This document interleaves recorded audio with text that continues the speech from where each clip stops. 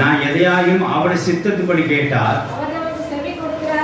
அவர் நமக்கு செவி கொடுக்கிறார் என்று அவரை பற்றி நாம் கொண்டிருக்கிற தைரியம். ஆமென். ஹalleluya.